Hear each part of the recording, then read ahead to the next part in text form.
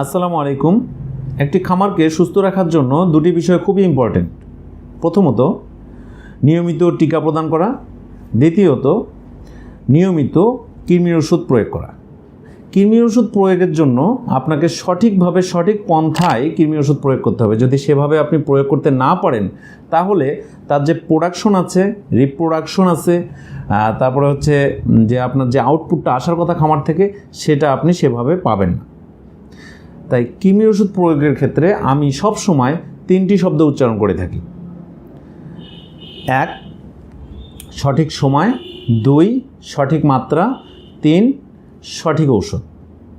কৃমি ওষুধ প্রয়োগের ক্ষেত্রে সঠিক সময়, সঠিক মাত্রা এবং সঠিক ঔষধ প্রয়োগ করতে হবে। তাহলেই আপনি কৃমি ওষুধ প্রয়োগের ক্ষেত্রে সফলতা পাবেন এবং আলটিমেটলি আপনার খামারটা লাভবান হবে।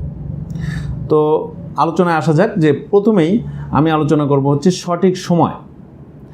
সঠিক সময়ে কৃমি ওষুধ প্রয়োগ করার ক্ষেত্রে আমরা যারা পুরাতন খামারি আছি তারা কিন্তু নিয়মিত কৃমি ওষুধ প্রয়োগ করে থাকি। নিয়মিত কৃমি ওষুধ প্রয়োগের ক্ষেত্রে অনেকে 6 মাস অন্তর কৃমি ওষুধ প্রয়োগ করেন, কেউ 4 মাস অন্তর, কেউ 3 মাস অন্তর। আপনি যেভাবেই প্রয়োগ করুন না কেন সময়টা আপনি যে শিডিউলটা যার কাছ থেকে শিডিউল নিচ্ছেন সেই শিডিউলটা মেনেই আপনাকে প্রয়োগ করতে হবে। এই জায়গায় আমরা অনেক সময় ভুল করে ফেলি, সেটি হচ্ছে যে অনেক সময় দেখা যাচ্ছে যে একটি গরু প্রেগনেন্সিতে আছে, তাকে আমরা কৃমি ওষুধ দিচ্ছি না। একই খামারের মধ্যেই বিভিন্ন টাইপের গরু থাকে, গাভী আছে, এড়ে গরু আছে, বকনা গরু আছে। দেখা যাচ্ছে যে এড়ে গরুটা টাইমলি সবগুলো কৃমি ওষুধ পাচ্ছে, বকনাটাও টাইমলি কৃমি ওষুধ পাচ্ছে, বাট গাভীটা টাইমলি কৃমি ওষুধ পাচ্ছে না। সঠিক সময়ে কৃমি ওষুধটা আপনাকে প্রয়োগ করতে হবে, তাহলে আপনি আউটপুটটা ভালো পাবেন। একটা উদাহরণ দিই।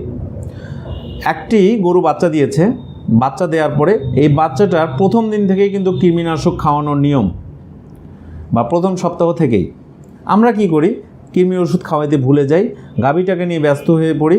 দুধ কিভাবে আনবো, কিভাবে গাভীটা ভালোভাবে দুধ দেবে সেটা নিয়ে ব্যস্ত হয়ে পড়ি। বাট এই কৃমিনাশকটা যে দেওয়া দরকার শুরু থেকে সঠিক সময়, সেটা আমরা দেই না। গর্ভবতী অবস্থায় অনেক সময় গ্যাপ পড়ে যায়।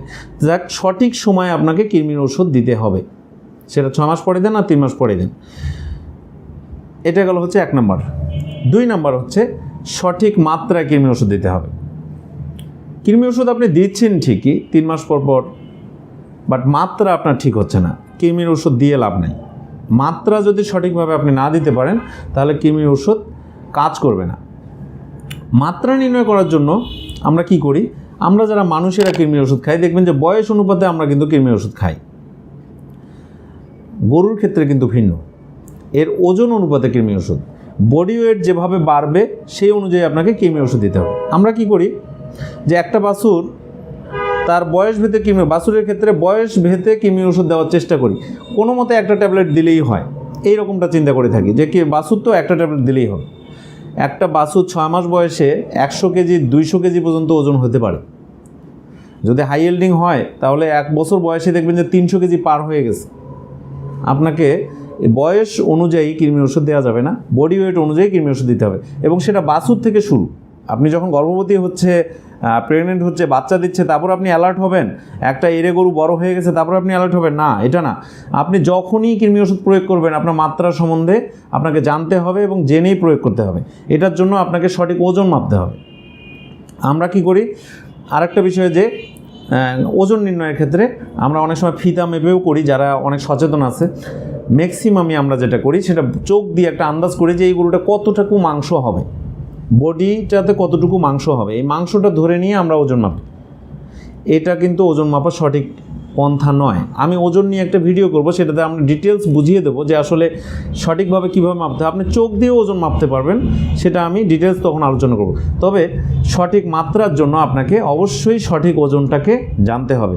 সঠিক মাত্রা ওষুধ প্রয়োগের ক্ষেত্রে সঠিক ওজন বুঝেই আপনাকে ওষুধটা প্রয়োগ করতে হবে। নাম্বার 3 সঠিক ঔষধ। সবগুলো আপনি ঠিকভাবে করছেন, সঠিক সময়ে দিচ্ছেন, সঠিক মাত্রায় দিচ্ছেন, কিন্তু সঠিক ড্রাগটা আপনি দিচ্ছেন না। এই সঠিক ড্রাগ চয়েস করার ক্ষেত্রে আপনাকে জানতে হবে যে কিভাবে আমি সঠিক ড্রাগটা চুজ করব, মানে সঠিক ওষুধটা চুজ করব, যে এই গরুটার জন্য এই কৃমির ওষুধটাই দরকার।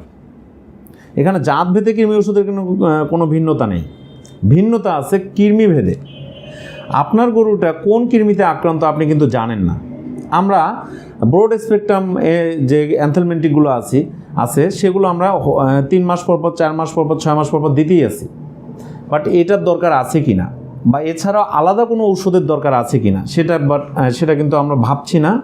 সেটা না ভেবেই কৃমি ওষুধ প্রয়োগ করেই চলছি। এই জন্যই আউটপুটটা সঠিকভাবে আসতেছে না। অনেকেই বলেন যে আমি সঠিকভাবে কৃমি ওষুধ দিই, তারপরেও আমার গরুর কেন জানি কৃমিজনিত সমস্যাগুলো দূরই হচ্ছে না।